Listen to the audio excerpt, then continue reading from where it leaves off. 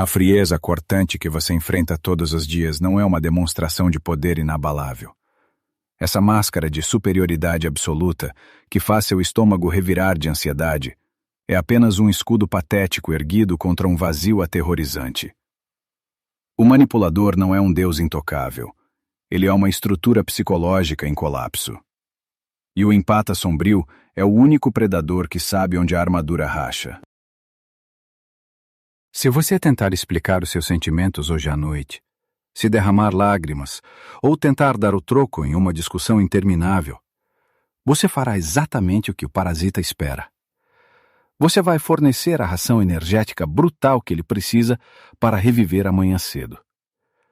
Tentar se comunicar com essa parede de gelo não é buscar paz, mas assinar voluntariamente a sentença de mais um dia de humilhação.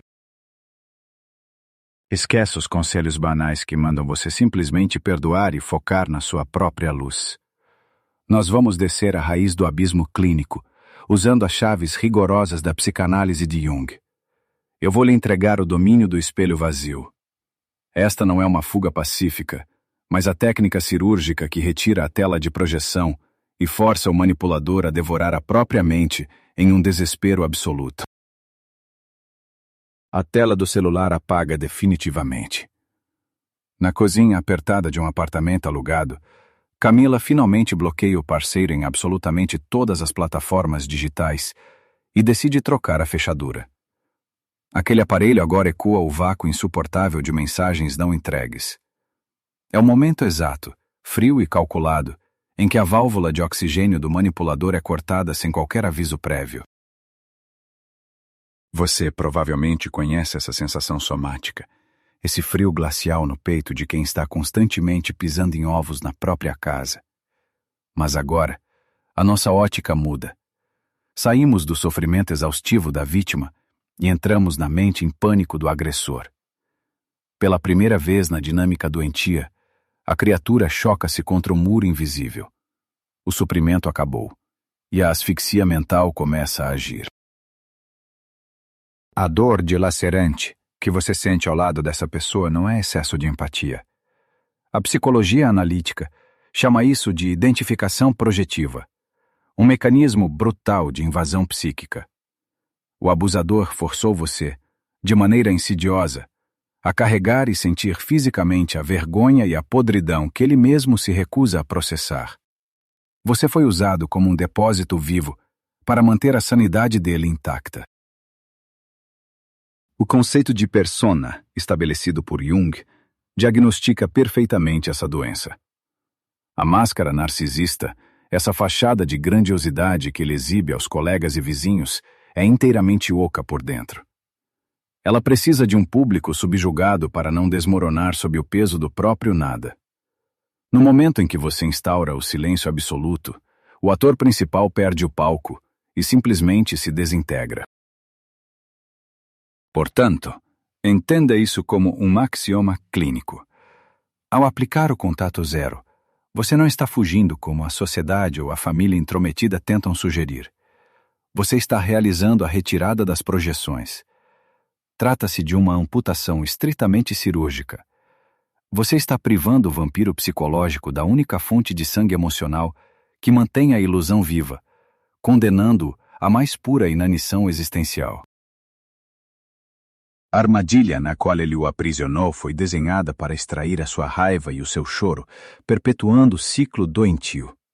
Mas o jogo vira, quando a sua ausência se torna uma arma de destruição em massa da vaidade alheia. Resta, então, o grande diagnóstico sombrio da mente humana. Por quê? Para a estrutura de um abusador, o seu silêncio ensurdecedor é infinitamente mais violento do que qualquer grito. Esse silêncio violento, contudo, não se restringe às fechaduras trocadas ou aos contatos bloqueados na madrugada. A verdadeira dissecação começa quando o corte acontece olho no olho. No escritório corporativo, o chefe sênior que roubou os créditos do projeto lança a habitual piada passivo-agressiva na reunião de equipe. Ele espera sua contração muscular, a sua pressa em agradar. Mas Rafael apenas o encara de volta, com os olhos totalmente vazios. A respiração na sala pesa. Rafael não debate, não se ofende. Responde com monossílabos gélidos. O chefe sente um frio visceral rasgar a espinha, uma asfixia invisível que paralisa sua arrogância. O que está acontecendo ali não é apenas uma demissão silenciosa, é o nascimento de uma postura implacável, o empata sombrio. E isso nos leva à ferida central que você precisa aceitar hoje. O manipulador nunca amou você. Ele amava, desesperadamente, a versão divina de si mesmo que você refletia. Quando você cansa de ser o tapete emocional da firma ou da família, a sua psique opera um milagre alquímico. Carl Jung chamou esse fenômeno de enantiodromia. A inevitável transformação no seu extremo oposto quando uma força atinge o seu limite de tolerância. A sua bondade extrema, esticada até a ruptura por anos de abusos e manipulações mentais, colapsa. O que emerge dos destroços não é a raiva descontrolada, mas uma indiferença clínica, calculista e absolutamente letal. A sua empatia, antes usada como um vício para nutrir a dependência alheia, muda de polaridade. O peito para de apertar a cada provocação barata. Você observa o agressor se debater nas próprias teias, não mais com o desespero de uma vítima, mas com a curiosidade distante de um cientista observando um rato de laboratório em um labirinto falho. A dor é transmutada em dados comportamentais. Você passa a ler as intenções ocultas, sem absorver o veneno. Diante dessa apatia cirúrgica, o parasita entra em combustão. O tom de voz eleva, a agressividade vaza pelas entrelinhas dos e-mails, o controle começa a escorregar pelos dedos suados. A grande ilusão que vendem por aí é que essa fúria narcísica inicial demonstra força. É mentira. Essa explosividade é puramente uma reação de defesa neurológica profunda. É o pânico visceral da amígdala antecipando o colapso iminente do próprio ego fraturado. Ao retirar o reflexo de bajulação, você expõe a estrutura oca e miserável que habita por baixo da máscara corporativa. O agressor grita porque, no fundo, ele já está se afogando na própria insignificância. O seu olhar vazio atua como um espelho de obsidiana, forçando-o a encarar a própria sombra não integrada. Aquele abismo de inadequação e covardia que ele passou a vida inteira tentando transferir para suas costas. Ele ataca porque está sentindo o cheiro da própria morte psicológica.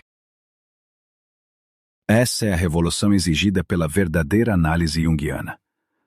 A empatia genuína não significa perdoar cegamente ou engolir abusos repetidos em nome da paz.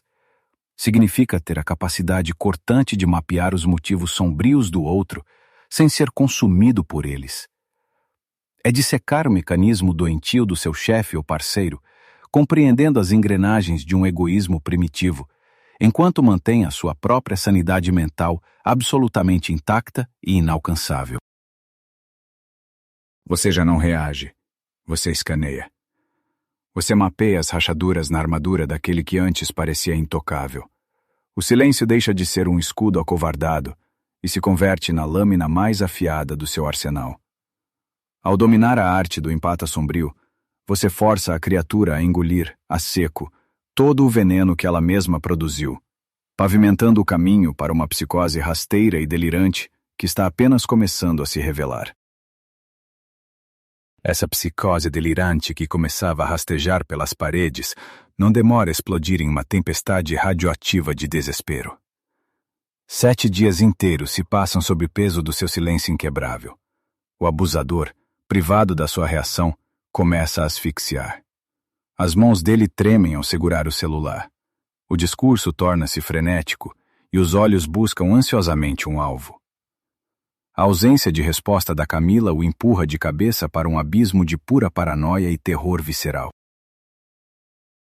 Existe uma lei implacável e silenciosa na biologia, que se aplica perfeitamente à mecânica da psique humana. Quando um parasita perde subitamente o seu hospedeiro fiel, a sua A biologia dita que ele comece a devorar as próprias entranhas para sobreviver. O manipulador não tem uma identidade central bem definida. Ele é um construto oco, que dependia do seu sofrimento para se sentir vivo. Sem o seu medo para se alimentar, a fome crônica o consome implacavelmente, de dentro para fora. É nesse exato momento de inanição psicológica que presenciamos a falência múltipla dos órgãos da mente do agressor. O mecanismo de gaslighting, que antes era usado para distorcer a sua percepção da realidade, sofre uma reversão violenta e volta-se contra o próprio Criador. Ao perceber que as mentiras e os teatros já não causam o menor impacto em você, o abusador entra em um curto-circuito terrível. Ele mesmo começa a duvidar da própria sanidade e a perder o chão debaixo dos pés. Para tentar estancar esse sangramento mental, ele recorre a uma tática suja e desesperada, iniciando uma campanha de difamação. O agressor começa a disparar mensagens, a marcar cafés urgentes com amigos em comum e parentes, inventando roteiros absurdos e dramáticos para provar que você é a pessoa desequilibrada da história. A voz dele embarga, ele força um choro vitimista. Mas essa performance patética não é um ataque contra você. É uma tentativa de reanimação do próprio ego. Na psicologia profunda, chamamos essa plateia recrutada de macacos voadores. É uma busca histérica por novas telas em branco, onde ele possa projetar a ilusão de poder que o seu afastamento absoluto acabou de estilhaçar. O abusador precisa que outras pessoas validem a mentira dele, porque sem você segurando aquele espelho corrompido, ele se vê forçado a olhar para a própria face deformada. Ele não quer destruir a sua imagem. Ele quer apenas evitar a própria desintegração. Essa agitação frenética de fofocas e intrigas é a manifestação clínica de um medo primitivo. A persona do manipulador, aquela máscara social de controle e superioridade que Carl Jung tão bem descreveu, está derretendo publicamente. Ele joga o seu nome na lama porque é absolutamente incapaz de processar o luto da própria insignificância. Cada mentira que ele conta na mesa de um bar é um grito de socorro de uma estrutura psíquica que está desmoronando peça por peça. Assistir a esse colapso de longe, sem se sujar na lama que ele atira, exige uma força mental descomunal. Se você já presenciou esse desespero radioativo do agressor, se já viu o olhar de pânico por trás das difamações dele, deixe o seu like e escreva nos comentários a sua história. Essa partilha valida a nossa jornada. E para continuarmos dissecando essas armadilhas e não perder o próximo passo da nossa investigação, inscreva-se no canal. Você não está mais lutando no escuro. Muitas vezes, ao ficar sabendo dessas difamações covardes, a nossa primeira reação corporal é o frio na barriga, provocado pelo medo do julgamento alheio. O suor escorre pela nuca ao pensar no que os vizinhos ou colegas estão acreditando. Mas você, com a precisão cirúrgica de um empata sombrio, precisa ler nas entrelinhas dessa histeria. A difamação não é uma demonstração de poder bélico. É o sinal luminoso de que o seu silêncio atingiu a artéria principal do monstro. O espetáculo da difamação, no entanto, tem um prazo de validade curto. Eventualmente, as testemunhas se cansam do drama forçado, as fofocas perdem atração e a noite finalmente cai. E é exatamente aí, quando a última porta se fecha e o teatro fica vazio, que a verdadeira punição começa a operar. Sem você e sem a plateia provisória, o silêncio da madrugada se tornará o carrasco inclemente que forçará essa mente fragmentada a mergulhar de cabeça no próprio abismo. Esse mergulho na insanidade não acontece sob a luz do dia ou no calor de um debate. Acontece na madrugada fechada. O abusador acorda de supetão em um apartamento onde o silêncio rasga os tímpanos. Não há drama para servir de distração. Não há as reações exasperadas da Camila ou o olhar cortante do Rafael para ancorar a percepção da realidade. O teatro fechou. E agora, A angústia crua sobe pela garganta como um veneno que não encontra para onde escoar. É aqui que nos deparamos com o núcleo do nosso estudo e o maior paradoxo dessa dinâmica de destruição. O seu silêncio inquebrável não é apenas uma ausência de palavras. Ele se transforma em uma sala de espelhos intransponível, onde o monstro, despojado de qualquer válvula de escape, é finalmente obrigado a encarar a própria face horripilante.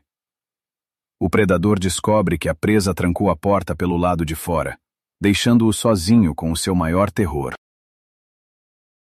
Para entender a mecânica desse terror noturno, precisamos examinar a estrutura da sombra junguiana que habita o abusador.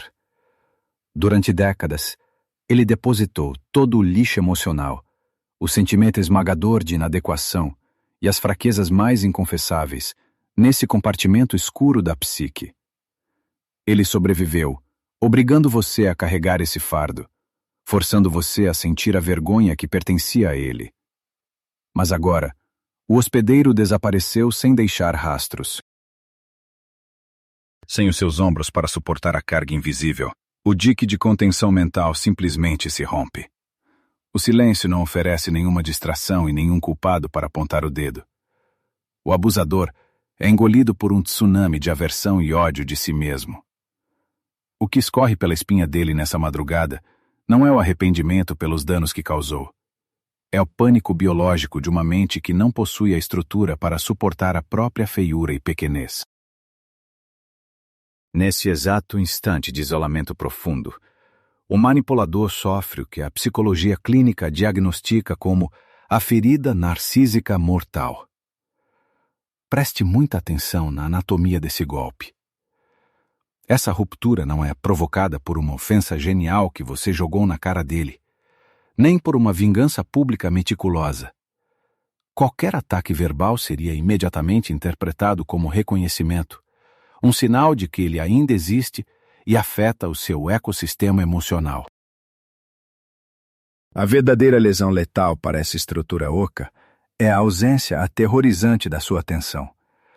A indiferença absoluta e a recusa em participar da narrativa provam que o falso eu dele não tem qualquer impacto sobre o mundo real.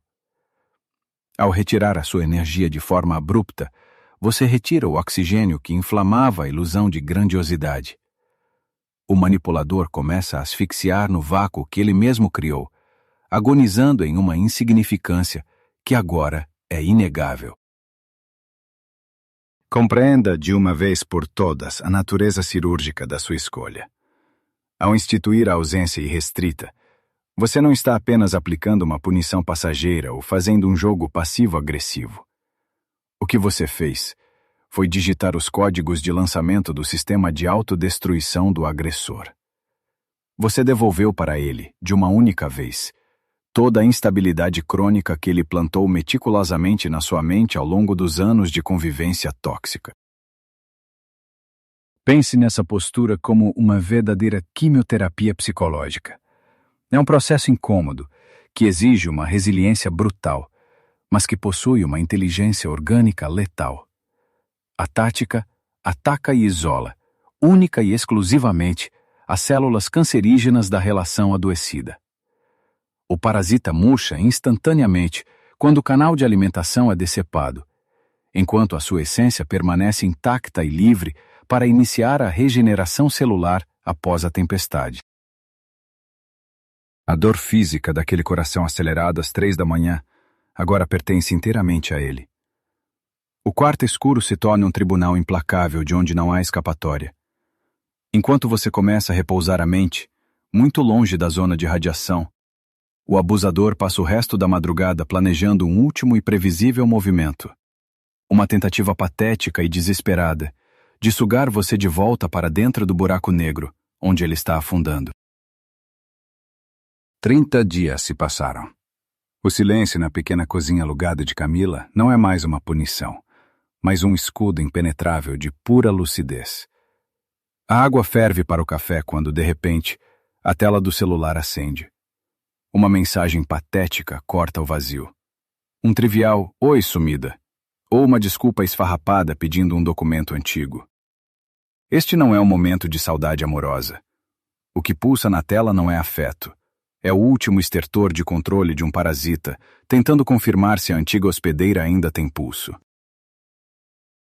Neste exato segundo, o seu sangue ferve e os dedos coçam.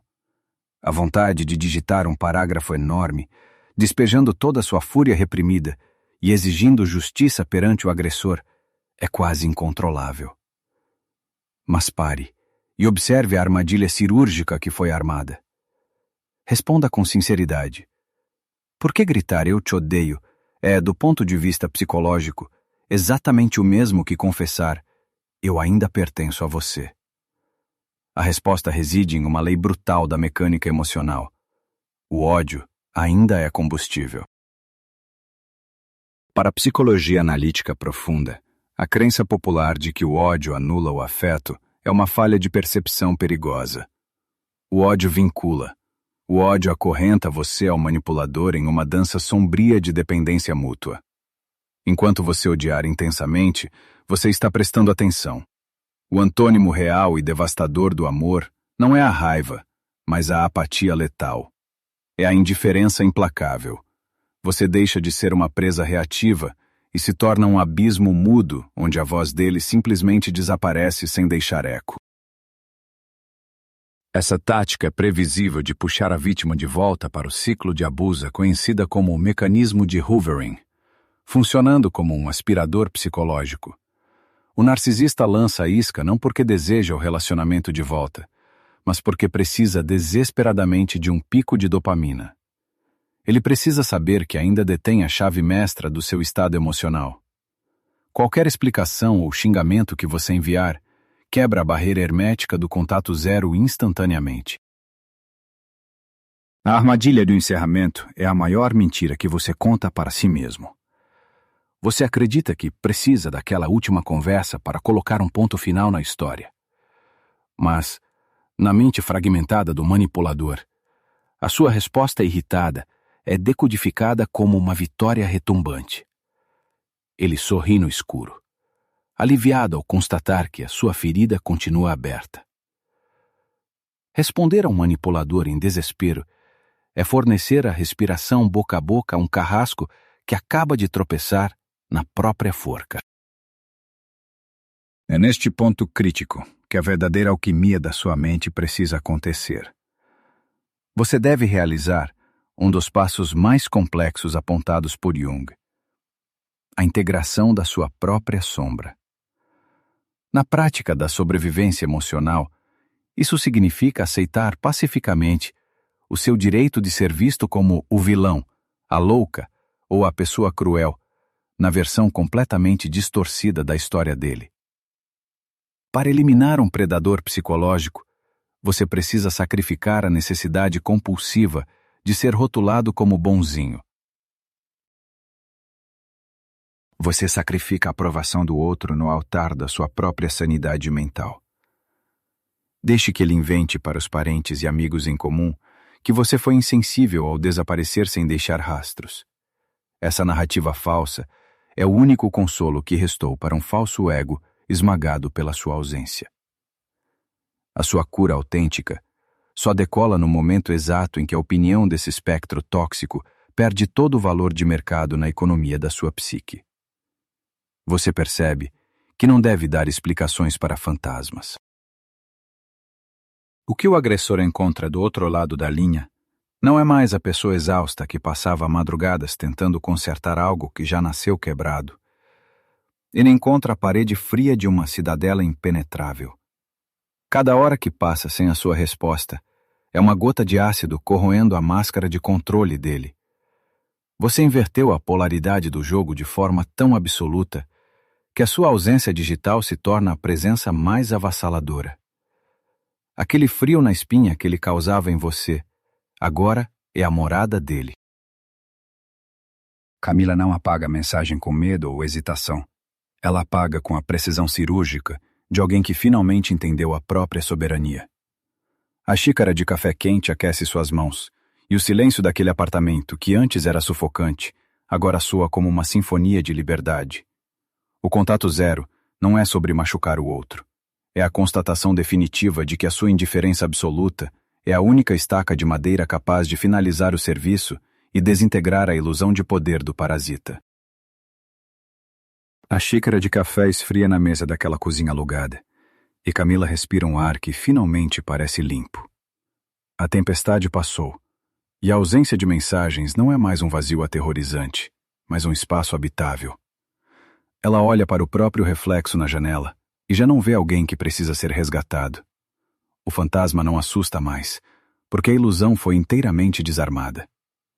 Camila cumpriu o seu papel, mas a batalha sobre a qual estamos falando aqui é a sua. Agora, é você quem não precisa mais caminhar pisando em ovos pela própria casa. Ao aplicar o corte cirúrgico que dissecamos até aqui, você percebe que por trás da máscara de terror do manipulador havia apenas uma fraude profundamente apavorada. O processo analítico que Jung chamou de individuação exige exatamente isso, que você recupere o ouro da sua essência, aquela vitalidade pura que acabou ficando presa e esquecida na terra de ninguém do abuso emocional. O contato zero não é uma simples tática de bloqueio nas redes sociais. Ele é a repatriação definitiva da sua própria alma.